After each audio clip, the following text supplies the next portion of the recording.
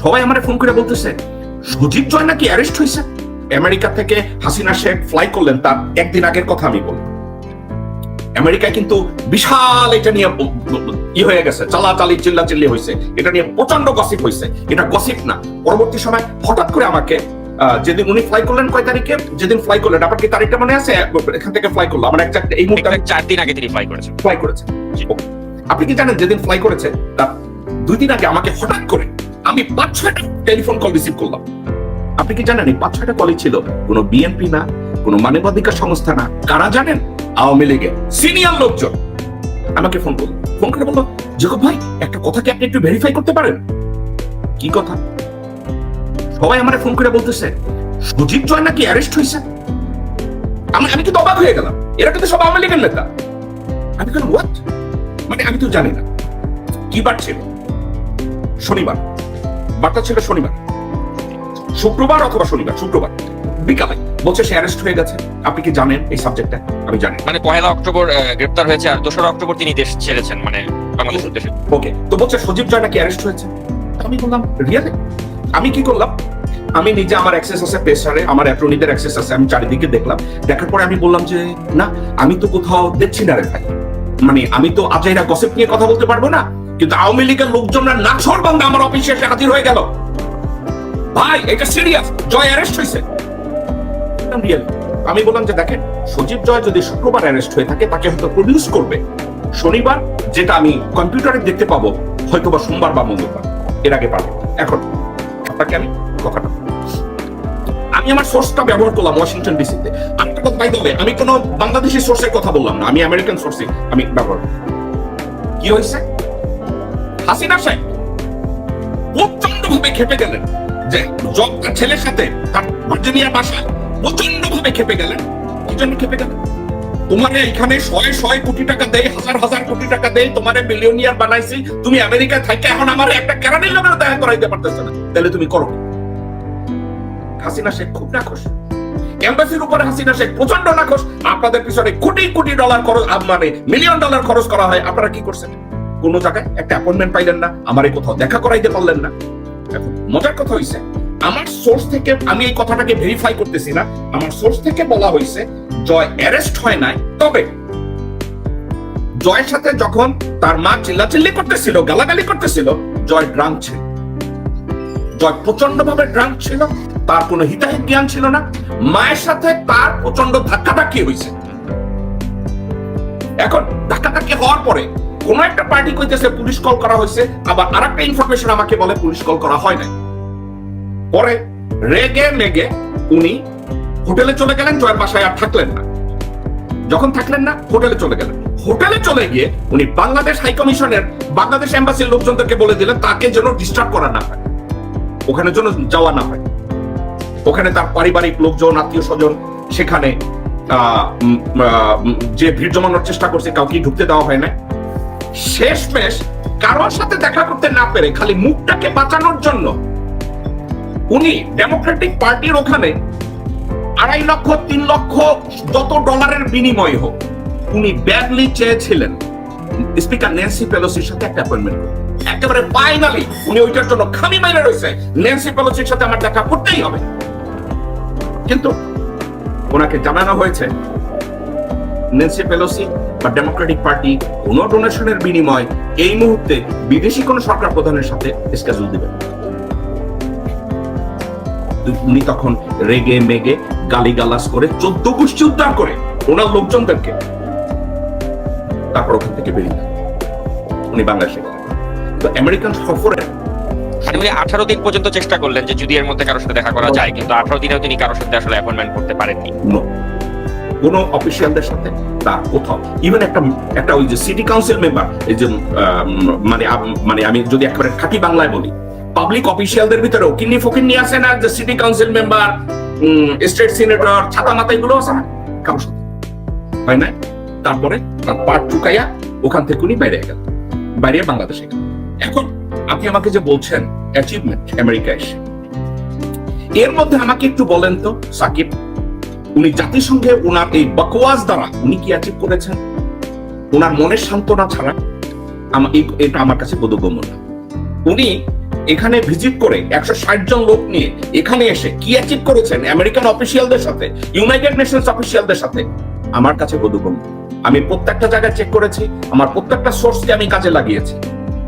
বাইরে কোনো জায়গা থেকে আমি অ্যাচিভমেন্ট তো দূরে থাক, রেদার হাসিনা শেখ হয়তো চোখ মুছতে মুছতে আমেরিকা থেকে বেরিয়ে গেছে, ঠিক আছে, যা কোনো জায়গায় কোনো রেকর্ড নাই বাংলাদেশের জন্য বা ব্যক্তি হাসিনার জন্য উনি কিছু অ্যাচিভ করে গেছে। ওকে, উনি বেরিয়ে গেল। এখন আর একটা কথা, এই মহিলা হাসিনা শেখ আমার মনে পড়ে উনি কথায় কথায় বাংলাদেশের একটা বিমান নিয়ে চার্টার করে, এক চার্টার নিয়ে উনি এখানে সেখানে এখন ইদানিং ফ্লাই করে। ওকে, ভাবখানা এমন যে ওটাকে কি বলে, ওনার জন্য এই আমেরিকান প্রেসিডেন্টের জন্য একটা এয়ারফোর্স ওয়ান একটা ডেজিগনেটেড ফ্লাইট আছে না, হাসিনা বাংলাদেশে এখন হয়তো বা ওই বাংলাদেশ বিমানের একটা বিমানকে উনি হয়তো এয়ারফোর্স ওয়ান বানাইতে চাইছে, এটা এখন পরিকল্পনা। এখন এই কথাটা কেন মেনশন করলাম, উনি এই ফ্লাইটটা নিয়ে লন্ডনে গেলেন, হিথ্রো এয়ারপোর্টে ওনাকে পারমিট করা হয় না, কারণ তারা ওই প্লেনটাকে দেখছে একটা চার্টার প্লেন হিসাবে, ওনাকে ল্যান্ডিং করতে দেয় না। ওখান থেকে অন্য একটা এয়ারপোর্টে তাকে বলছে যে ওখানে হয়তো ল্যান্ডিং এর পারমিট দিবে। আগের থেকে কিন্তু এগুলো কিছু অ্যারেঞ্জ করে না, গেছে সেখান আগের থেকে অ্যারেঞ্জ করার চেষ্টা করেছে, ফেল করেছে, পরবর্তীতে আরেক জায়গায় গেছে। এখন এই ফেল করার কারণ কি আমি আপনাকে বলি, এটারও একটা কারণ আছে। হাসিনা শেখ ফ্লাই করার আগে লন্ডনে বলা হয়েছে যে তোমরা তাড়াতাড়ি ওই আওয়ামী লীগের এবং দূতাবাসের যে হিথ্রো কর্তৃপক্ষের কাছ থেকে একটা অনুমতি নাও। এখন কথায় কথায় এরা কিভাবে চুরিগুলো করে আমি আপনাকে বলি। তো হাসিনা শেখকে বলা হয়েছে যে হিথ্রো এয়ারপোর্টে ল্যান্ডিং করতে গেলে, ফর এক্সাম্পল, আমি এক্স্যাক্টলি জানি না, ফর এক্সাম্পল বলছে 50,000 পাউন্ড লাগবে, বা এম্বাসি বলছে স্যার 50,000 পাউন্ড লাগবে। কিন্তু মজার কথা আমি বলি, এই যে টাকা যারা চুরি করে তারা জানে কিভাবে চুরি করতে হবে। তারা কি বলছে জানেন, হিসাব নিকাশে বলছে 50,000 টাকা দিয়ে দেওয়া হয়েছে, $50,000 দিয়ে দেওয়া হয়েছে, পাউন্ড দিয়ে দেওয়া হয়েছে, আপনি ল্যান্ড করতে পারবেন। কিন্তু কি করেছে জানেন, হাসিনা শেখ যেদিন বাংলাদেশ থেকে ফ্লাই করেছে তার হয়তো 1 ঘন্টা আগে বলা হয়েছে তারা একটা সিকিউরিটি রিজন দিয়ে তারা এই ল্যান্ডিংটা ক্যান্সেল করে দিয়েছে, ওখানে ল্যান্ড করা যাবে না। আসল কথা কি জানেন, পারমিশনটা কখনো হয়ই নাই। আর এই $50,000 পাউন্ড কাকে দেওয়া হয়েছে আপনি অবাক হয়েন না। এটা যদি ওইখানে একটা টিয়া পক্ষী আছে না, হাসিনা শেখের বইনের মাইয়া কি জানি একটা গরু ছাগল, ওখানে যে এমপি হয়েছে টিউলিপ সিদ্দিক, ঘোড়া মুখা, ঘোড়ার মতো দেখা যায়, ওই ছেলের আত্মীয় স্বজনরা কেউ যদি 50,000 পাউন্ড খেয়ে থাকে, আচ্ছা, তো ওখানে হিথ্রোতে নামতে দেয় না। কাছাকাছি একটা এয়ারপোর্টে আবার পয়সা দেওয়া হয়েছে, ওইখানে ওই নামানো যায় কিনা, ল্যান্ড করা যায় কিনা সেখানেও দেয় না। বহু দূরে একটা এয়ারপোর্টে, লোকাল এয়ারপোর্টে তাকে নামার পারমিশন দিয়ে পয়সা খরচ করে তারপরে কি করলো, পয়সা খরচ করে তাকে ওখানে নামানোর পারমিশন দিল। নামানোর পারমিশন দিয়ে বাংলাদেশের পয়সার সেরাদ্দ কইরা তারপরে তারা ওই লন্ডন হয়ে তারপরে তারা পরবর্তীতে আবার আমেরিকা আসলো। এখন মজার কথা, এই আমেরিকা এসেও একই অবস্থা। আমেরিকা এসেও এয়ারপোর্টে অত্যন্ত চড়া পয়সা খরচ করে ওটাকে ওখানে নামানো, এবং এখানে জেএফকে তে প্রতিদিন তার জন্য হাজার বলতে আমি হাজার বলতে এর জন্য লক্ষ ডলার খরচ করে ওই প্লেনটাকে এখানে পার্ক করে রাখা হবে। ওইটার মেইনটেনেন্স খরচ আছে, পার্কিং ফি আছে। আপনাকে এই কথা প্রসঙ্গে আমি একটা কথা বলতে চাই সাকিব, আমি গত শোতে আপনাকে আমি বলছিলাম হাসিনা শেখ বাংলাদেশের জনগণের পয়সা থেকে প্রতিদিন 2 থেকে 3 মিলিয়ন 4 মিলিয়ন ডলার চুরি করে। অনেকে আমাকে প্রশ্ন করছে, ভাই উনি এভাবে স্টেট কেন চুরি করে? আমি বলছিলাম কথায় কথায়, হাসিনা শেখ, তার পরিবার, তার ভাই বোন, আত্মীয় স্বজন এভাবেই চুরিগুলা করে। এখন আপনি আমাকে বলেন তো, এই হাসিনা শেখ আমেরিকা এসে ঘুরে গেছে, জনগণের কত পয়সা তসরুপ করলো? আমি যদি বলি এখানে এই হাসিনা শেখ লন্ডন, ইন্ডিয়া এবং আমেরিকা এসে ঘুরে গেল, আমি যদি বলি এখানে $10 মিলিয়ন খরচ হয়েছে, এটা অস্বীকার করার কোনো রাস্তা আছে? আরো বেশি হয়েছে, একটা বোয়িং 787 আমি আপনাকে যদি বলি যদি খরচটা হয়, তাহলে খরচটা কোথায় হয়েছে এভাবেই। ওকে, উনি প্লেনটাকে এভাবে মিসইউজ করলেন, প্লেনটাকে জঘন্যভাবে টানে বায়ে করে ওনার ইচ্ছা মতো করে দিলেন।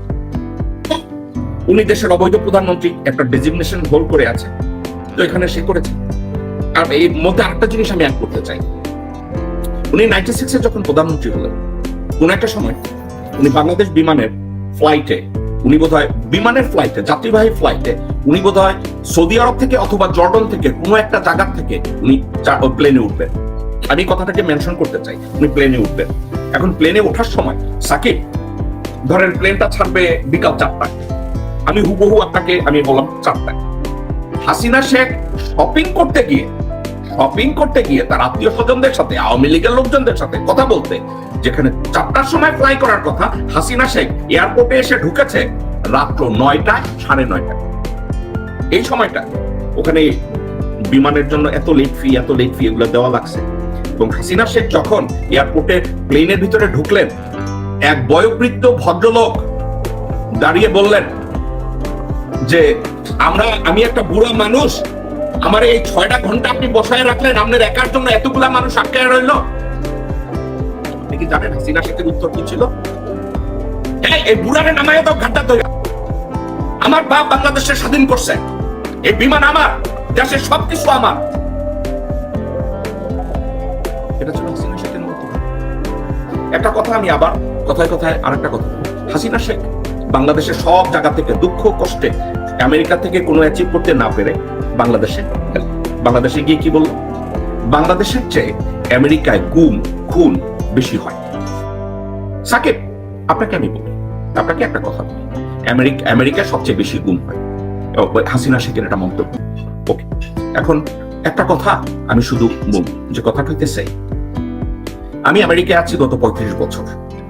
আমি আপনাকে জিজ্ঞাসা করবো না যে সাকিব আপনি কত বছর আমেরিকায় আছেন, আমি বলবো গত 35 বছরে আমি, ভাই একটা কথা বলি, এই গত 35 বছরে আমি যে জব গুলো করেছি এগুলো সব কর্পোরেট জব করেছি। আমি কোনোদিন থ্যাংক আল্লাহ যে আমাকে ওর জব করতে হয়। আমি আমেরিকা আসার পরে এই যে গুম খুন যা কিছু হয়, এই কথা যে হাসিনা শেখ যেটাকে রেফার করেছে, আমি আপনাকে বলি, আমেরিকায় কেউ গুম হওয়ার পরে কেউ যদি থানায় রিপোর্ট করে কেউ যে আমার এই আত্মীয়কে পিক আপ করা হয়েছে, পুলিশ কখনো বলে না আমরা তাকে পিক আপ করি নাই। পুলিশ কখনো বলে না যে আমরা তাদেরকে পিক আপ করি নাই। যদি ফেডারেল গভর্নমেন্টও যদি এখানে এসে কাউকে অ্যারেস্ট করতে চায়, আপনি খুব ভালোভাবে প্রোটোকলটা জানেন। ফেডারেল এজেন্সি কোনো লোকাল এরিয়া আসলে লোকাল প্রিসেন্টকে ইনফর্ম করে যে আমরা এখানে কাউকে অ্যাপ্রিহেন্ড করব, এটা বলে। ঠিক আছে, এখন সরকারি ভাবে কাউকে যদি অ্যারেস্ট করা হয়, অ্যারেস্ট করার পরে এখানে একটা সাবজেক্ট আছে, এটাকে আমেরিকায় বলে মিরান্ডা রাইট। মিরান্ডা রাইট কি? আমেরিকা একটা অ্যারেস্ট করার সাথে সাথে তাকে বলা হয় you are innocent until proven guilty. এর অর্থ কি?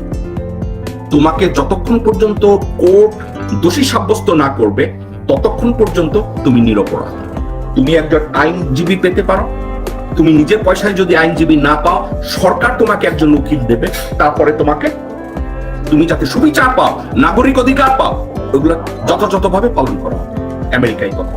এখন আমেরিকায় কি গুম হতে পারে?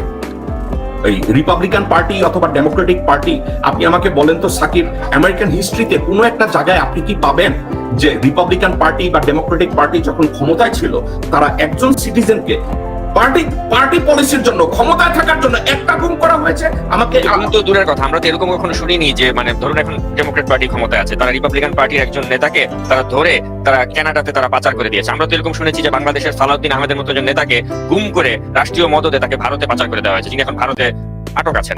এরকম দৃষ্টান্ত মানে যেখানে বাংলাদেশে থাকে, সেখানে কিসের সাথে কি তারা কম্পেয়ার করে? সাকিব, এই কথাটা ওয়েবসাইট, এখন আপনাকে আমি বলবো, বাংলাদেশের ভাই ও বোনেরা, আমেরিকান হিস্ট্রিতে আমি কখনো শুনি নাই রিপাবলিকান পার্টি একজন ডেমোক্রেটদের চুরি করে, গুম করে, রেপ করে অন্য দেশে পাঠিয়ে দিয়েছে। আমি শুনি নাই। আপনাদের কারো যদি জানা থাকে আমরা জানাই দেব। অথবা রিপাবলিকান পার্টি ক্ষমতায় এসে ডেমোক্রেটদের কাউকে এভাবে গুম করেছে, আমার জানা নাই। ডেমোক্রেট পার্টির আবার ওই যে যুবলীগ, ছাত্রলীগের মতো দূরে এক জায়গায় একটা আয়নাঘর বানায় রাখছে, আমার জানা নেই।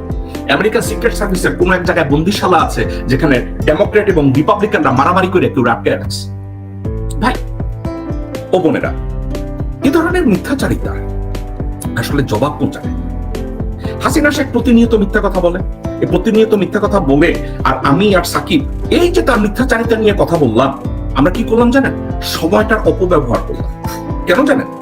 এই সময়টায় আমি আর সাকিব বাংলাদেশের অর্থনীতি নিয়ে কথা বলতে পারতাম। এই মুহূর্তে আমি আর সাকিব বাংলাদেশের ইন্ডাস্ট্রিজ নিয়ে কথা বলতে পারতাম। এই মুহূর্তে আমরা বাজেট নিয়ে কথা বলতে পারতাম। এই মুহূর্তে আমরা মানবাধিকার নিয়ে কথা বলতে পারতাম। এগুলো আমরা করি নাই। কি করছে হাসিনা শেখ? যে মিথ্যাচারিত